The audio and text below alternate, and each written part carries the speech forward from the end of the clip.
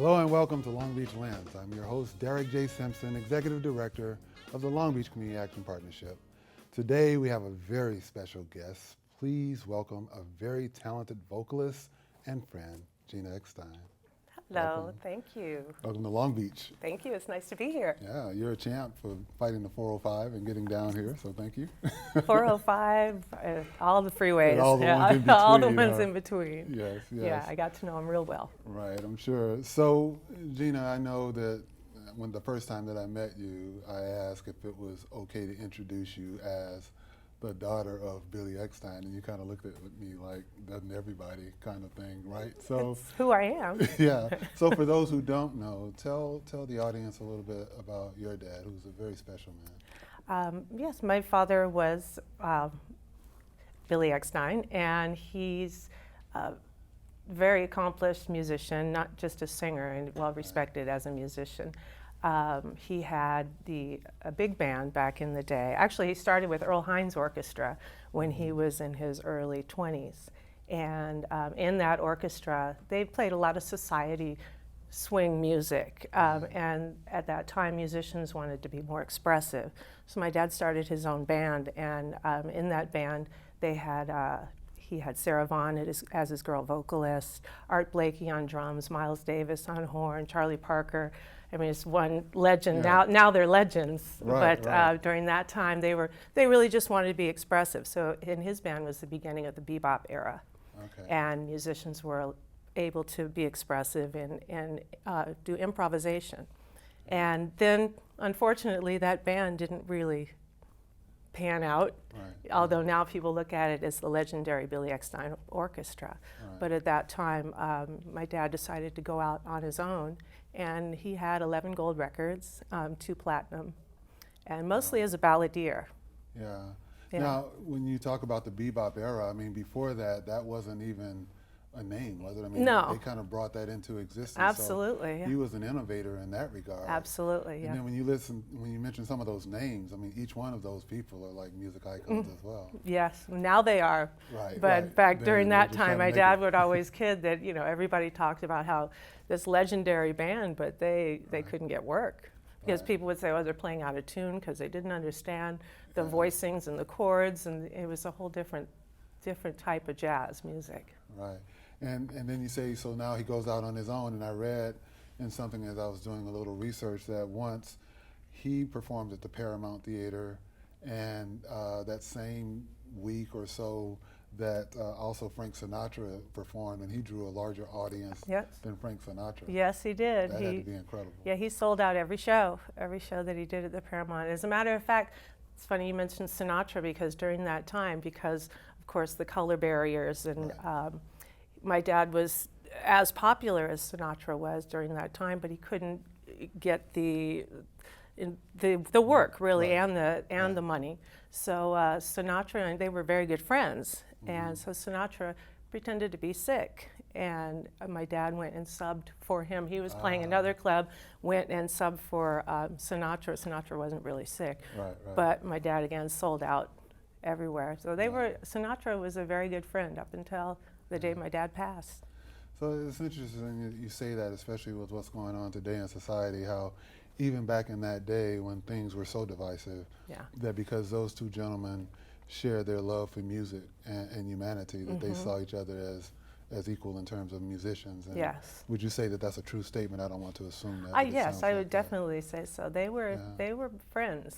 A lot of people tried to pit them against each other because they were both handsome and singing love songs, but it was a joke to them because they were good friends. Right. Yeah.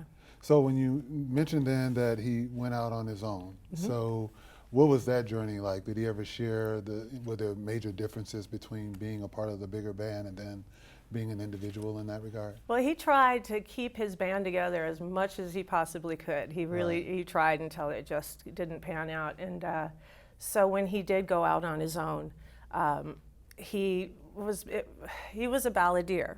Right. So, but people wanted him to, they wanted all black people back then to sing the blues. If he didn't sing the blues, and my dad was not about that. He could sing the blues, Right. but it wasn't something that he liked. He loved to sing ballads, and so, matter of fact, most of his gold records and platinum records are ballads. But he would go places, and people would ask him for, He did write Jelly Jelly Blues and Stormy Monday Blues. People don't realize that he wrote Stormy Monday, the original. Really? Which is a classic as well. Yeah, a lot of people think T-Bone Walker wrote Stormy Monday Blues, but he actually wrote the second version of it. My dad wrote the original. Wow. Yeah. So he goes through this scenario, and then I read also that he made the circuit back then too, in terms of the Ed Sullivan Show and many times. all the major shows too. Many times. Yeah. Did Johnny he ever Carson. speak about that experience? Oh in yeah. terms of, Yeah. It was funny because when I was a little girl, he would do the circuit, and he would do Merv Griffin, Mike Douglas, all those shows, Johnny Carson. But he also did and Flip Wilson show, and he was on the Red Fox, the Sanford and Son. But when he did Tom Jones show, because my mom didn't go to anything really, she would sometimes go. But when he did the Tom Jones show, my mom every time would get her furs out of storage, and that was always a big deal. So it was more my mom who was, she was so excited about that show. But yeah, he definitely did a lot of crossed over back then. Did he ever mention that he had a favorite in terms of a particular scenario that he would like to be in? Like, was there a particular interviewer that he enjoyed more than the other? Or? He liked Larry King. Really? Yeah, Larry King, he did like him. He did an interview with Larry King years ago, and I still have that interview. It was really, really good. Yeah. Very cool.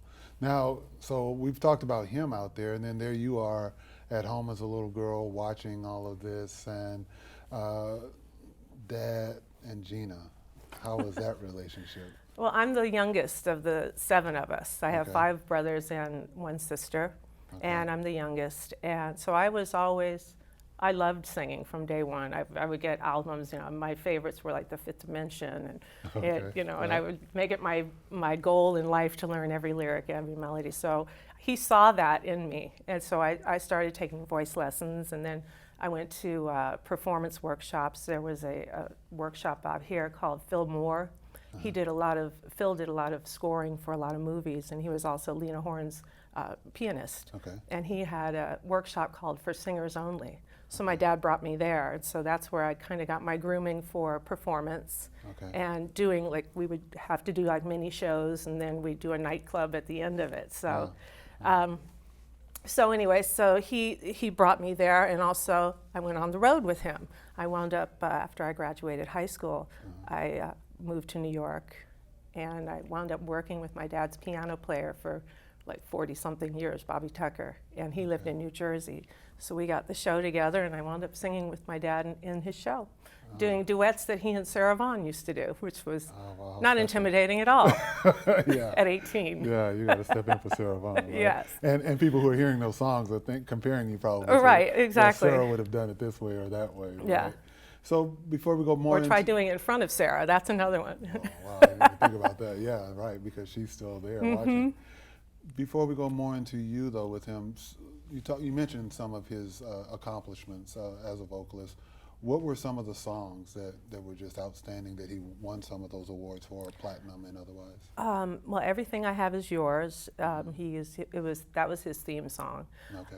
My Foolish Heart.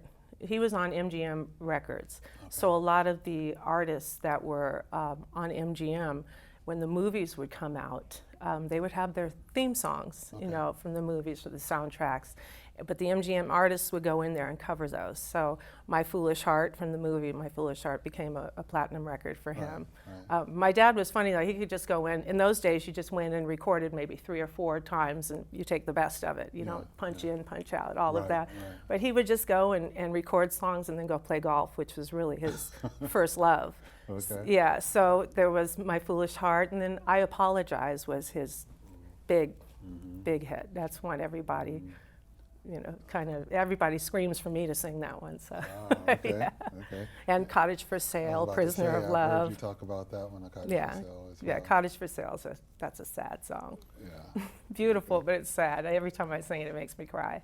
Okay, so going back to you then, because you just mentioned, he sang those with Sarah Vaughan, but then in your projects, you sort of got into the mode of stepping in and singing some of those duets with him. Did you have a favorite of those that you? Of the duets? Yes. Passing Strangers, I think, Okay. is beautiful. It's just a gorgeous song. It's a waltz tempo, and it's just really lush and beautiful. Okay. Yeah. And do you find that you circulate out in the valley, so that's where your core group of musicians are, I would imagine, that you perform with? Yeah, all over, yeah. Is there a particular band that you constantly perform with, or you just have certain guys that you call when you go out? I have certain guys I call depending on where the performance is, and but I have a couple of piano players that I like to work with quite a bit. Now, do you also play an instrument? I play a little piano. Okay. A little bit, and I play a little guitar, but not enough to get up on stage and embarrass myself. Enough to set the melody. Right. So I know that you have a CD that was out several years ago when you and I met. And what was the name of that? It's called Everything I Have Is Yours. Okay, so that's the title. And then on that, several of the songs that you just mentioned are available, right? Right. And are there original pieces that you've written as well on there? Not on there. That was a CD that I dedicated to him, and also my other influences, Sarah Vaughan and Nat Cole. Okay. Yeah. Okay. And speaking of Nat Cole, I read also that it wasn't Nat Cole, it was Sammy Davis, I think, that when he passed, your dad was a pallbearer even for him in that particular funeral. And you throw out all these names that the guys behind the cameras who are millennials probably don't know, but these are all I know you said Sammy Davis, they probably are. Who's that? Right? Yeah. Who's Sammy? Right. Yeah, so much history and so much to talk about. When I was on the road with my father, I got a chance to work with Sammy. Wow. And because my dad would do his opening act quite a bit. Okay. And so I got a chance to go, we traveled through Ohio, and then we went to Canada, and we went on the bus. So it was very fun. I mean, every show that Sammy put on was different. I mean, that was an education in itself, just watching. Well, we're going to take a quick break.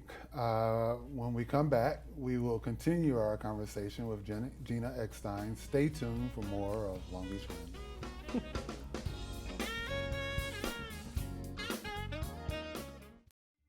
Hello, I'm Barry Kogert with the Jazz Angels. We've created an environment where seasoned jazz professionals and young students perform side by side. Our students range in age from 10 to 19 and come from a wide variety of backgrounds and schools. The jazz bands are organized by skill level rather than age. If you want to have a positive impact on our youth, get involved with the Jazz Angel team or make a tax-deductible donation. Please visit www.jazzangel.org or call 562-981-8410. Thank you.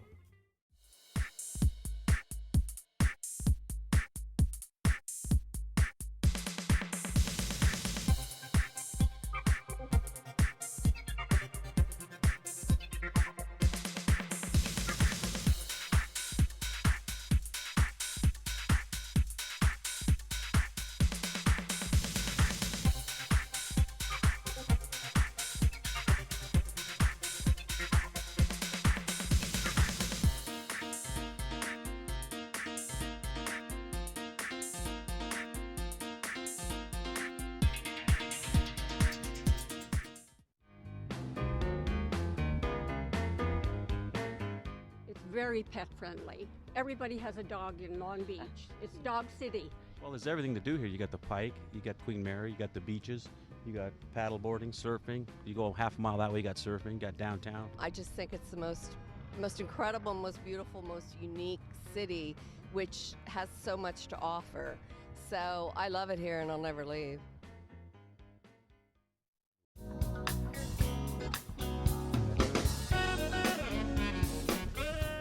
Welcome back. I'm your host, Derek J. Simpson, and we have been speaking with Gina Eckstine and been talking so much about your father, Billy Eckstine, and want to sort of transition more into some of your memories performing with your dad. We talked about sort of your memories, you know, with him coming home after gigs, but when you're on stage and they're looking at you singing Sarah Vaughan or or you're just on stage in that moment with him. What were some of those performances or scenarios where it was just very special to you? Let's see. There was so, that whole Sure. time was so special, Yeah. and looking back at it, it just seems like caught in time, Right, I mean, right. it was just a moment, a great moment in time for me in my life. Traveling so much, doing one-nighters, going to England, and doing all the different little places in England, the next night we'd hit and go to the next place, and then we'd drive here, and it was just really fun. It was an experience for me, especially for later on when I started my own thing. But Right. we worked the Fairmonts. At that time, they had entertainment. They used to have a lot of entertainment in their different hotels, and just traveling like that, meeting my idols. And they'd be in the audience not to see me, but to Right. see to see my dad. Who were some of those idols? Oh, wow. Let's see. Well, I'm a big Lambert Hendricks and Ross fan. I don't know if you're familiar with them, but I met Annie Ross in England, and I got a chance to hang out with her, and we went to tea after hours, and and that was very fun. Let's see. I met Muhammad Ali. Wow. I have a funny story if you want to hear Sure, it. love that. We were playing at a club called the Grand Finale in Midtown, and there was my father and I were doing a beautiful ballad. It was "You Don't Bring Me Flowers," and we had changed the lyrics to "Father Daughter." It always got people crying in the audience, and we looked, and there was a commotion at the door of the club, and we just kept going, and then all of a sudden all these people came in, and there was an empty table. I was wondering why the table was empty right up front, and all these people came in, and the champ was the last one in. Everybody else sat down, and the champ stood up, and my dad stopped the band. And the champ said, "Hey, B, who you got up there?" And my dad says, "That's my daughter, man. You may be a prize fighter, but I'm a surprise fighter." He said, "Now sit down." And the champ went, "Oh, okay." And he sat down. It was hysterical. People just died laughing because my dad was real funny. Yeah. People didn't realize that until they met him. He was a very, very funny man. Right, right. But so I met Muhammad Ali and Tony Bennett. Okay. Tony Bennett told me I was his favorite girl singer. Ah. Why I didn't get that on tape, I don't know. Exactly, right. That way. Yeah. For sure, for sure. Now you mentioned your own career. So at what point did you spin off and start doing your own thing? Probably when I was, because we went back and forth. Right. So when I moved back to LA, and I was still working with my dad, and then when I was 20, I started doing my own show. And I wound up working in San Diego at La Costa Hotel. I was their house entertainer there for a couple of years. And they opened up a brand new showroom, and I came back to open up their showroom, and they would bring in acts from Las Vegas. Oh, okay. So I would alternate with them. So I made a Vegas connection there. So I wound up working Vegas, and then I wound up moving to Vegas. And I spent 9 years there in doing my own show in the lounges and the opening acts and things like that. So you never stopped traveling, huh? No, now I have. I don't Now travel as much Now anymore. you just travel the freeways. Right, yeah, right, from the valley. Right. So I know that you said that your CD project that's currently out is a tribute more so to the work of Billy Eckstine, your dad. And I know that you mentioned in the break that there is a project that you're working on that'll be more so Gina, Yes, right? And yes. is there any kind of loose time frame as to when people might expect that? Probably by Christmas. Oh, okay. Yeah. So it's this year then. Okay. But it won't be a Christmas We'll tribute. see. Oh, okay. All right. We'll So see. that'll be a surprise then. Yeah. Very cool. It'll be on iTunes and CD Baby and Right. Right. Amazon, yeah, all of that. Okay, so meanwhile, I know that one of the things that you do that I really respect, much as we do here, is work with youth. And a big project of yours out in the Valley is Singing Stars. Can you share Sure. what that's all about? Singing Stars.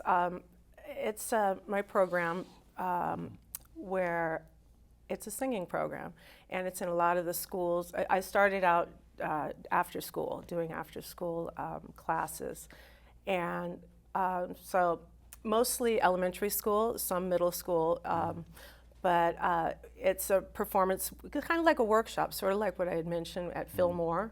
I have the kids learn how, first of all, how to sing, all the fundamentals of singing, Right. and also performance skills. So it's kind of branched out from one school where I was teaching after school at my son's school, and then now I'm in several schools around town, and also I'm teaching full-time at a charter school in the Valley as well. And is that expanding more, or is it just that charter school now that you're there? Are you still doing other places where? Oh yeah, kids- I work with LA's Best. Okay. And I also do, I'm in another school called Chime Charter. Okay. Singing Stars is there, and also Encino Elementary, which is where I went to Right. elementary Oh, school, cool. so that's kind of fun. Yeah. And I'll go to different schools around the Valley, and Okay. yeah. And so somehow we got to get Long Beach on that rotation. That'd be right? So great. here at the Long Beach. I would love that. At the LAMP program.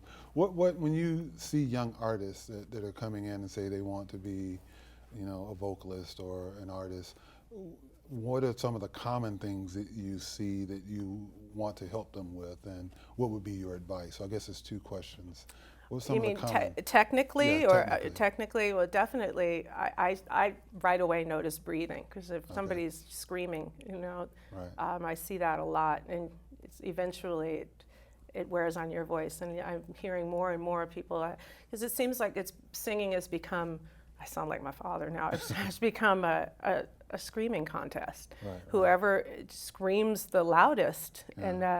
and where the dynamics aren't there anymore. It's just whoever can holler. Right. And you can't make a career out of that. Your voice is going to get trashed. So there's a way to project Right. without screaming. So that would be one thing that immediately I try and fix. Okay. And then in terms of advice that you would give, not just vocalists, but young people that want to enter entertainment, I'm sure that was quite an experience for you as a young person, entering this world of all these icons and not having the right guidance. You can easily go astray. Absolutely. What would be your advice to them in that regard? Well, the kids who tell me this is what they want to do. They Right. want to be in the business. I sit them down and we talk about, okay, well, do you know what this means? Right. It's not all the fame, and if you're in it for the money, you should get out now. Yeah. Because you should be in it because you love it, because it's not easy. Of course, everybody always, that's a hard business. Any business is, but show business, it really takes a different kind of character. Yeah. Now, going forward then with the Gina Eckstine vision for what you see yourself doing and hope to accomplish in your career, are there particular things like that bucket list that that you would like to continue to work towards and accomplish as you continue to grow as an artist? You know what? I love teaching so much now. Really? I really do. I mean, I still love to perform, and I've got some things coming up, and I still do that.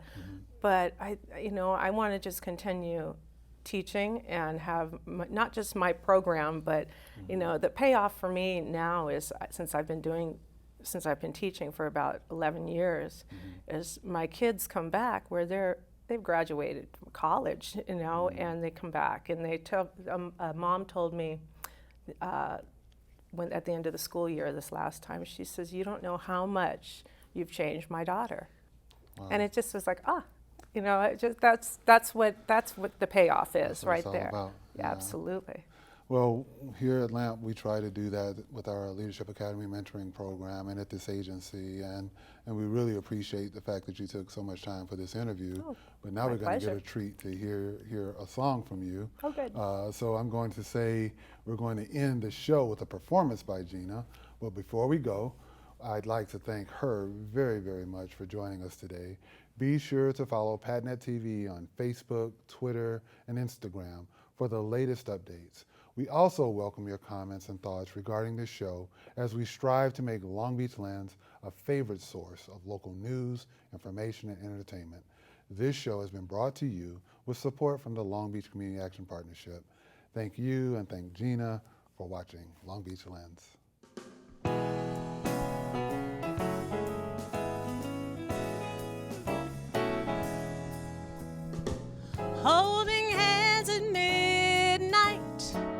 'neath the starry sky. It's nice work if you can get it, and you can get it if you try. Strolling with the one boy, sigh and sigh after sigh. It's nice work if you can get it, and you can get it if you try.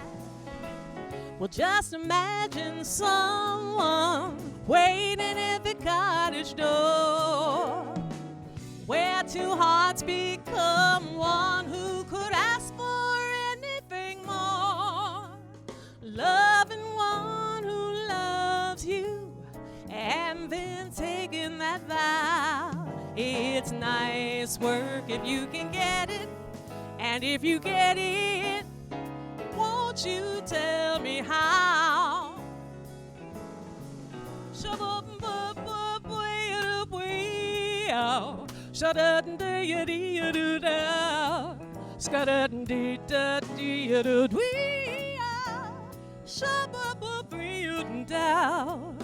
Oh, strolling with that one boy, sigh and sigh after sigh.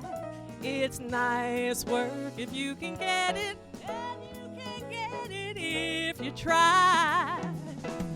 Well, just imagine someone waiting at the cottage door, where two hearts become one, who could ask for anything more. Loving one who loves you, and then taking that vow. It's nice work if you can get it, and if you get it, well, won't you tell me how? Tell me how.